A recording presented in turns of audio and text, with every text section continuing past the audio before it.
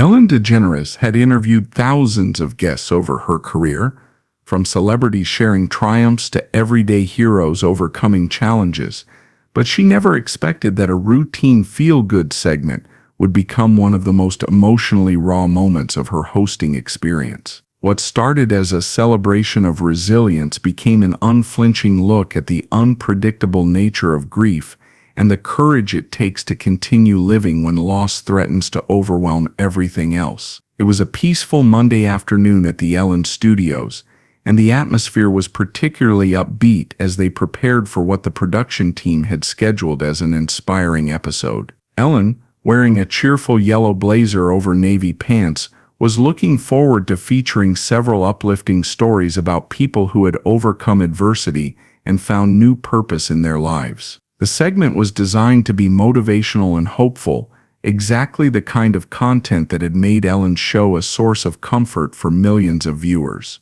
"Today we're celebrating people who have turned their pain into purpose," Ellen announced to the enthusiastic studio audience. "Our next guest lost her husband in a car accident 2 years ago, but instead of letting grief consume her, she started a foundation that has helped over 500 families dealing with sudden loss. Please welcome Rebecca Chen from Seattle." The audience erupted in warm, supportive applause as Rebecca walked onto the stage. She was a woman in her early 40s with shoulder-length black hair and a composed demeanor, wearing a simple but elegant burgundy dress. Her movements were confident and purposeful, and she carried herself with the kind of quiet strength that suggested someone who had been through profound difficulty but had emerged with renewed determination. Rebecca had been featured in several news articles about her foundation, Second Chances, which provided immediate financial assistance and counseling services to families who had lost a primary breadwinner unexpectedly. Her story was exactly the kind of inspiring narrative that Ellen loved to highlight, someone who had transformed personal tragedy into a force for helping others. "Rebecca, welcome to the show," Ellen said warmly, embracing her guest before they both sat down. "Thank you so much for having me, Ellen. This is a dream come true," Rebecca replied, her voice steady and confident. "Tell us about your foundation." "The work you're doing is incredible," Ellen began, settling into what she expected would be a straightforward interview about triumph over adversity. Rebecca's face lit up as she began describing her work. "After David, my husband, died, I was completely lost. We had 2 young children, a mortgage, and suddenly I was facing this overwhelming financial and emotional crisis. But I was lucky. I had family support, insurance, resources that many people don't have. So you decided to help other families who might not have those same resources," Ellen prompted. "Exactly. Within 6 months of David's death, I had started Second Chances. We provide immediate assistance, help with funeral costs, temporary housing, grocery money, whatever families need to get through those first terrible weeks." Ellen was genuinely impressed by Rebecca's work and her apparent emotional stability. "Rebecca, I have to ask, how are you doing personally? Starting a foundation so soon after such a devastating loss must have been incredibly challenging." Rebecca paused for just a moment, and Ellen noticed a slight shift in her expression, something almost imperceptible, like a shadow crossing her face. "I'm doing well, Ellen, really well. The foundation has given me purpose, and I know David would be proud of what we've accomplished." "That's wonderful. And your children, how are they adjusting?" "They're amazing," Rebecca said, her voice growing stronger with obvious pride. "Emma is 8 now, and she helps me pack care packages for families. And Jake, he's 6, and he always asks if we can send toys to the kids whose daddies went to heaven." Ellen smiled at this touching detail.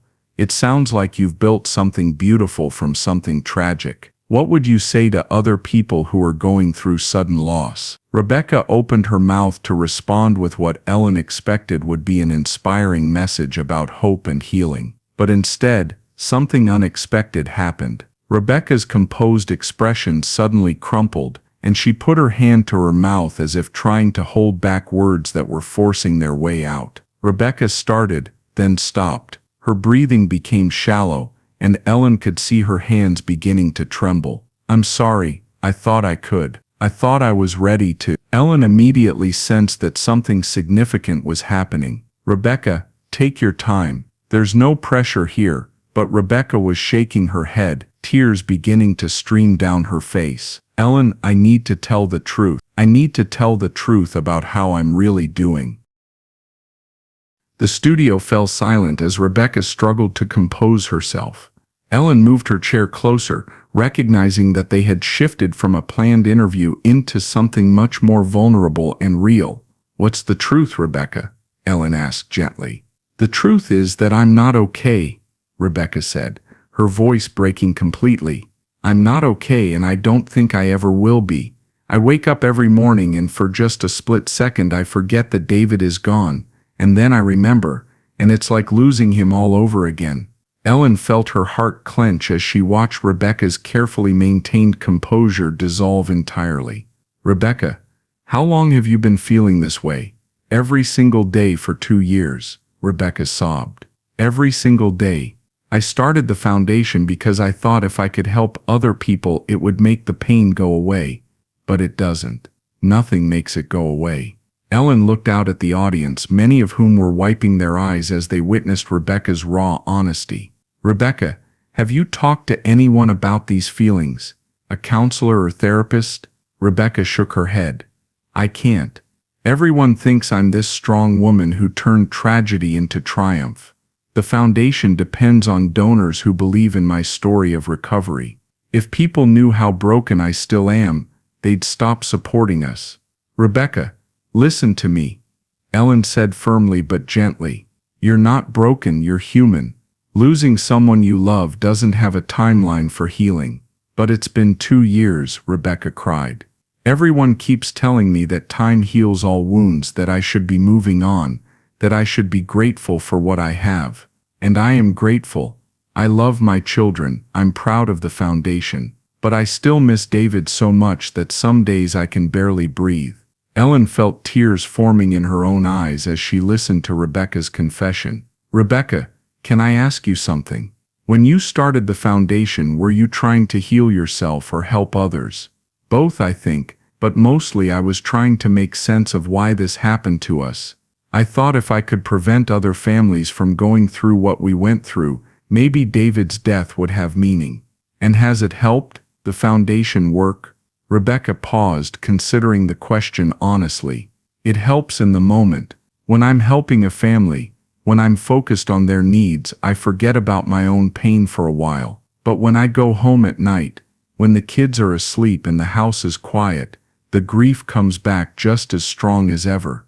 Ellen addressed the audience directly. You know, folks, I think what Rebecca is sharing with us right now is incredibly important. We live in a culture that expects people to get over grief, to move on according to some imaginary timeline. But grief doesn't work that way. She turned back to Rebecca. Rebecca, what you're feeling is completely normal. There's no right way to grieve, and there's no expiration date on missing someone you love. But how do I keep going?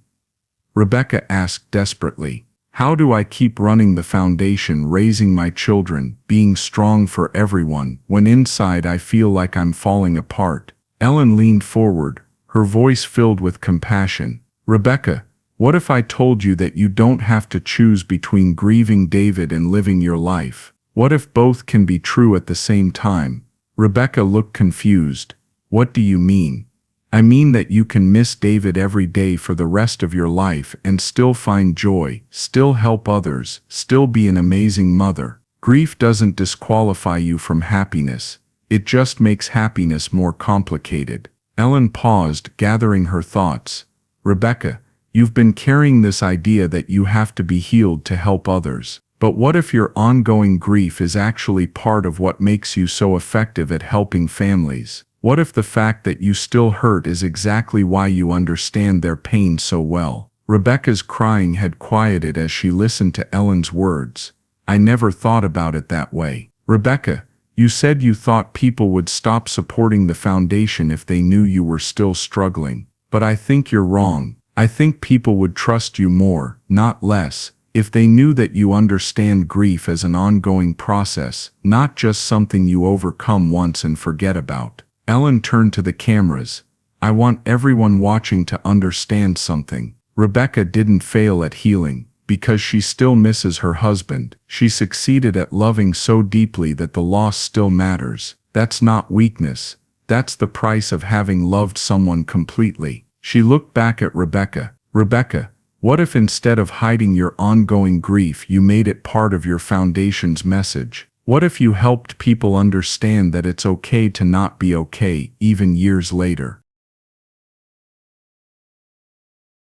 Rebecca wiped her eyes, considering this perspective. You mean be honest about the fact that grief doesn't just go away? Exactly.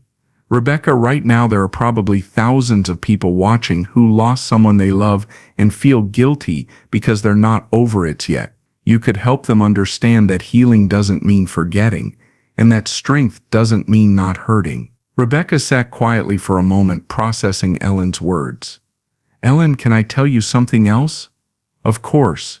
I've been so focused on being strong for my children that I don't think I've ever let them see me grieve properly. I've been trying to protect them from my sadness, but maybe I've been teaching them that it's not okay to miss their father.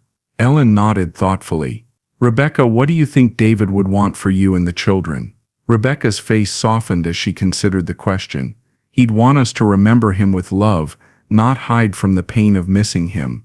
He'd want us to honor what we had together, not pretend it didn't matter enough to hurt. That sounds right to me, Ellen said gently. Rebecca, grief is love with nowhere to go. The fact that you're still grieving means you're still loving. That's not something to be ashamed of. Ellen addressed the audience again. I want to say something to everyone watching who has lost someone they love. Your grief is not a problem to be solved, or a weakness to be overcome. Your grief is evidence of love, and love is never wrong. She turned back to Rebecca. Rebecca, what do you need right now? What would help? Honestly, I need to stop pretending I'm okay when I'm not. I need to find a therapist who understands that grief can coexist with gratitude, and I need to talk to my children about their father in a way that honors both our love for him and our sadness that he's gone. Those sound like really healthy goals, Ellen said. And Rebecca, I want you to know that sharing your truth today took incredible courage. You just gave permission to thousands of people to be honest about their own struggles with loss. Ellen made a decision that surprised even herself. Rebecca, I want to do something for you. I'm going to connect you with Dr. Sarah Williams, who specializes in complicated grief and trauma. She can help you work through these feelings without pressure to get over anything. Ellen, I can't afford. It's covered. Ellen said firmly. Rebecca, you've spent 2 years taking care of everyone else. It's time someone took care of you. As the segment concluded, Ellen walked Rebecca off the stage personally, continuing their conversation away from the cameras. The audience sat in contemplative silence, many of them reflecting on their own experiences with loss and the pressure to appear healed according to society's expectations. The episode aired exactly as it had unfolded, with Rebecca's full permission and a list of grief counseling resources provided at the end. The response was immediate and overwhelming. The show received thousands of messages from viewers thanking Rebecca for her honesty and sharing their own experiences with ongoing grief. 6 months later, Rebecca returned to Ellen's show to provide an update. She looked healthier and more at peace, though Ellen could see that sadness was still present in her eyes. But now it seemed to coexist with genuine contentment rather than being hidden beneath a facade of artificial strength. How are you doing, Rebecca? Ellen asked during the follow-up interview. I'm doing better, Rebecca said honestly. Not perfect, not over it, but better. I've been in therapy, and I've started being more honest with my children about missing their father. We talk about Daddy now in a way that includes both happiness and sadness. And the foundation? Stronger than ever, Rebecca replied with genuine pride. When I started being honest about ongoing grief being normal, our support groups tripled in size. Turns out a lot of people needed permission to not be okay. Ellen smiled. What's the most important thing you've learned? That healing doesn't mean the absence of pain. It means learning to carry the pain in a way that doesn't prevent you from also carrying joy. David will always be gone, and I will always miss him. But I can miss him and still laugh with my children. I can grieve him and still help other families. Those things aren't contradictory, they're connected. Ellen nodded with understanding. Rebecca, what would you say to someone who's watching right now and struggling with ongoing grief? Rebecca looked directly into the camera. I would say that your grief is as unique as your love was. Don't let anyone tell you how long it should last or what it should look like. And don't feel guilty for still hurting.